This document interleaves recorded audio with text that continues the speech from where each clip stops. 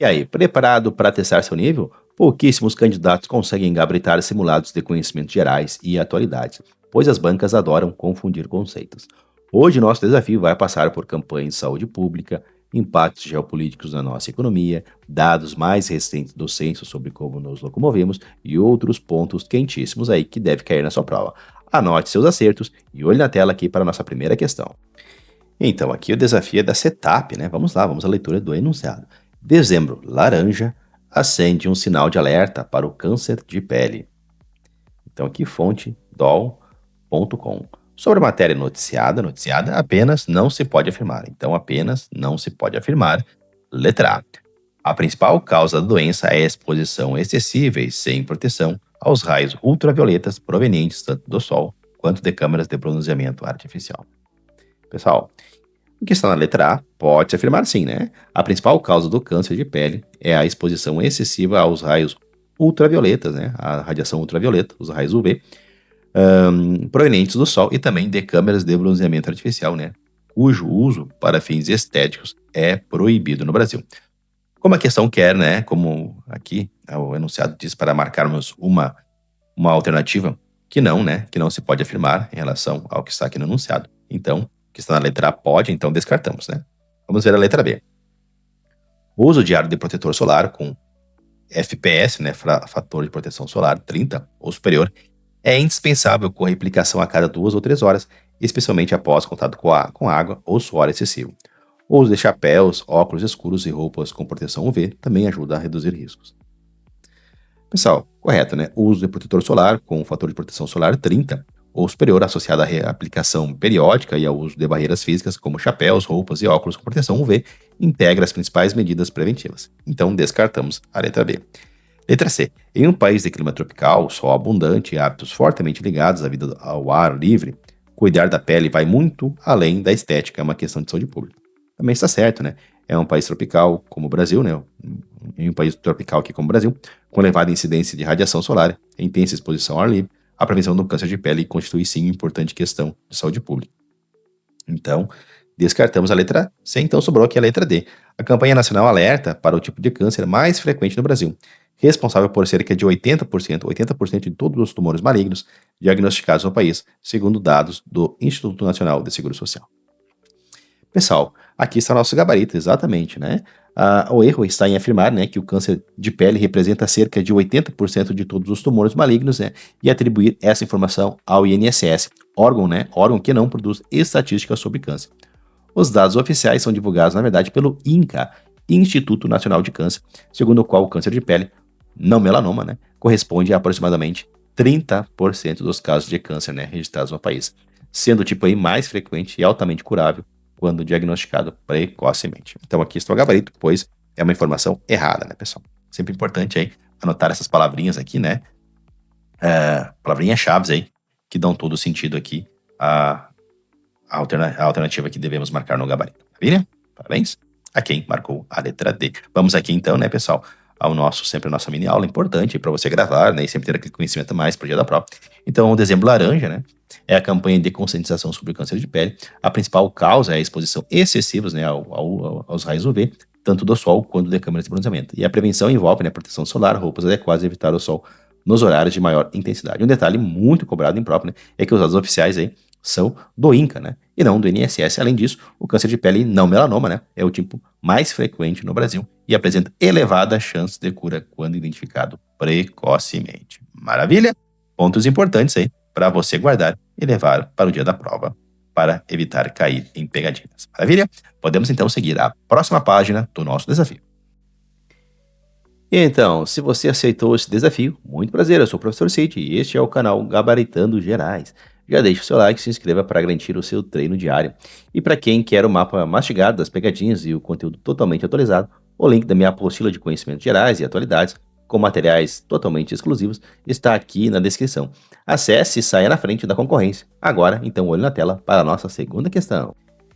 Então, o tema aqui, né, pessoal, é a influência de acontecimentos internacionais sobre a inflação brasileira, especialmente por meio dos preços da energia e dos alimentos. Vamos lá, então, com o Instituto Access.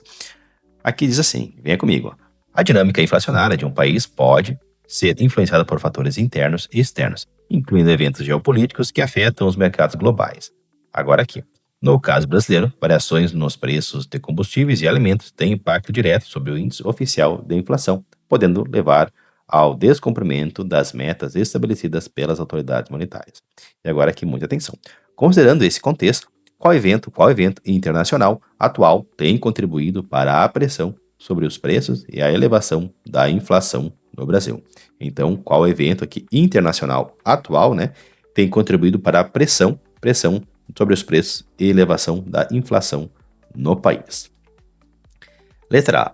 A redução de tarifas de importação na Ásia. B. O crescimento industrial na Europa Ocidental.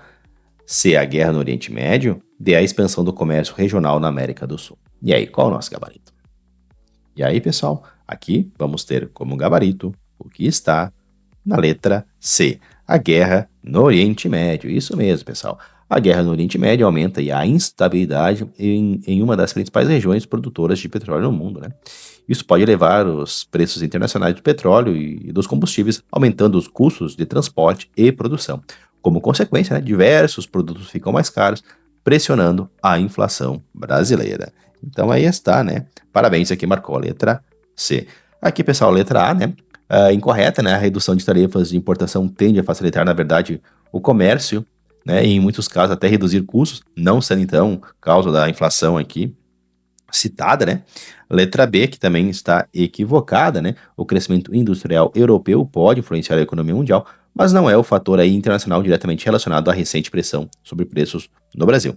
E finalmente aqui a letra D, a expansão do comércio regional favorece a circulação de mercadorias, mas não explica o aumento dos preços de combustíveis e alimentos mencionado aqui na questão. De fato, o gabarito aqui é o que está na letra C. E aqui em nossa mini aula, que é sempre importante para você, né, pessoal? Observe, então, que a inflação não depende apenas de fatores internos, né? Quando ocorre uma guerra ou em uma região produtora de petróleo, como no Oriente Médio, o preço do petróleo tende a subir. Isso encarece, né, os combustíveis, aumenta o custo do transporte e da produção, elevando também os preços dos alimentos e de diversos produtos, né? É por isso aí que acontecimentos internacionais podem influenciar diretamente a inflação brasileira. Maravilha? Então aí, né, pessoal, nas provas associe, né, sempre que a guerra em relação que tenha em locais onde é que tem produção de petróleo, combustível, né, aumenta a inflação, né, pessoal?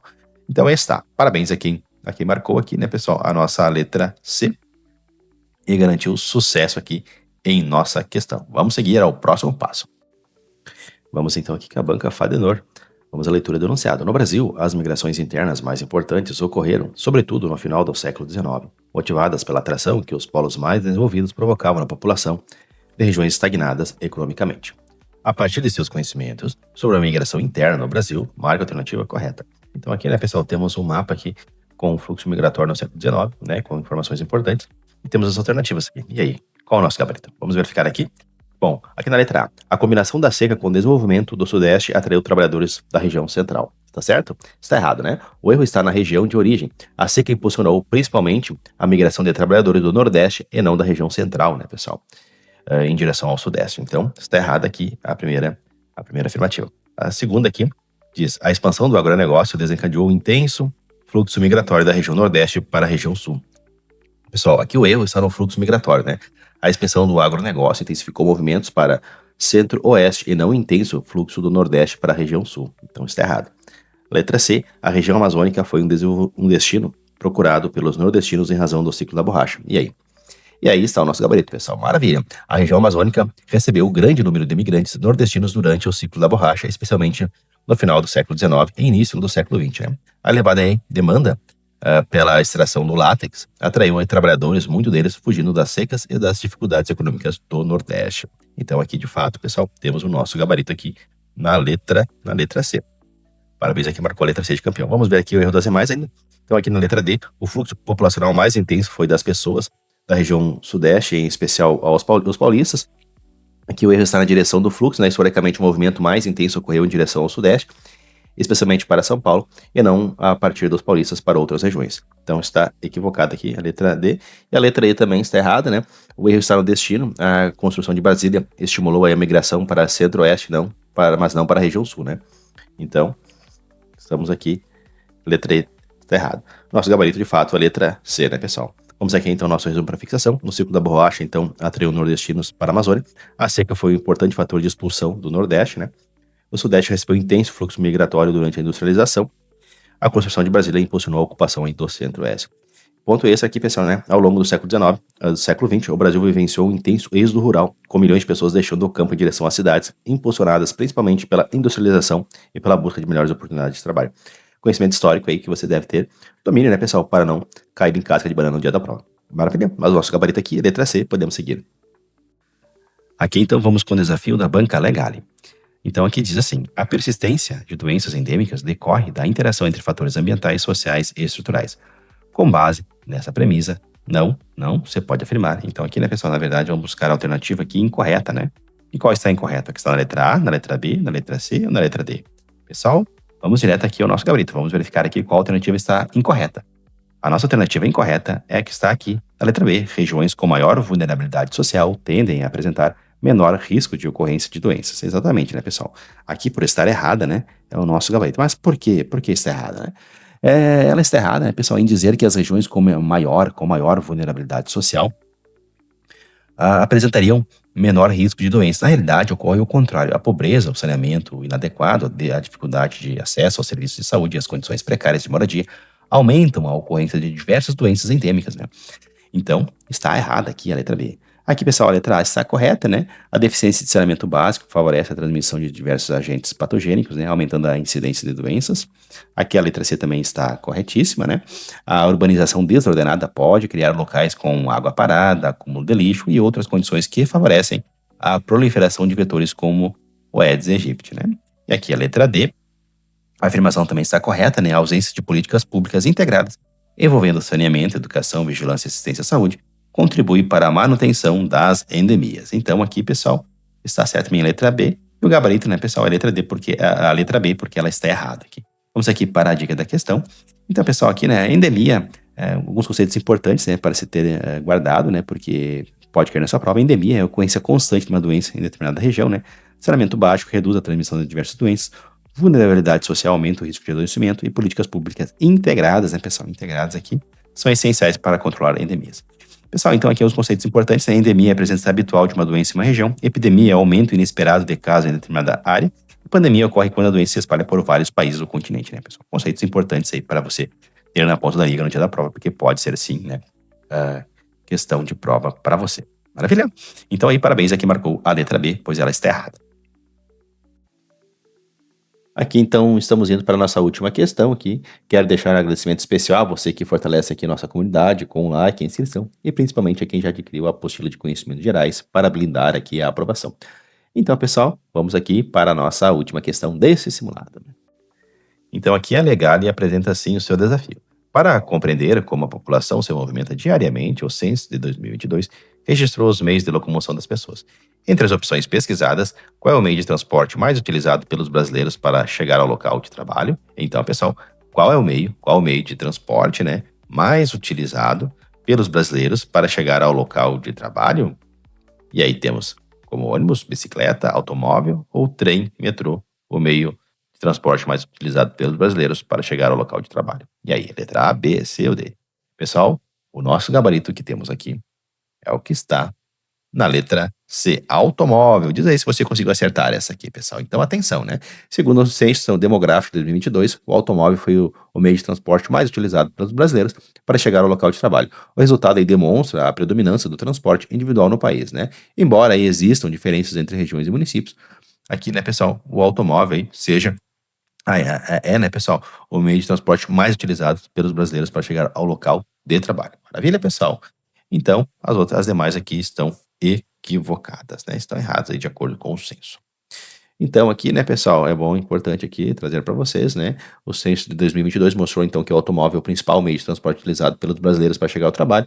O ônibus aí continua sendo, né, o transporte coletivo mais importante, enquanto a bicicleta aí cresce, né, em diversas cidades. Já o trem e o metrô têm uso aí mais concentrado nas grandes regiões metropolitanas. Maravilha, pessoal? A escolha do transporte depende da distância, do custo, da infraestrutura e da oferta de transporte público. Maravilha, pessoal? Então aí está. Parabéns a quem marcou a nossa letra C aqui de campeão e gabaritou aqui a nossa questão. Então, desafio concluído. E aí, qual foi seu placar final hoje? Deixe nos comentários para eu acompanhar o seu desempenho. Bons estudos a todos, fiquem com Deus, um grande abraço e até o próximo simulado. Até mais!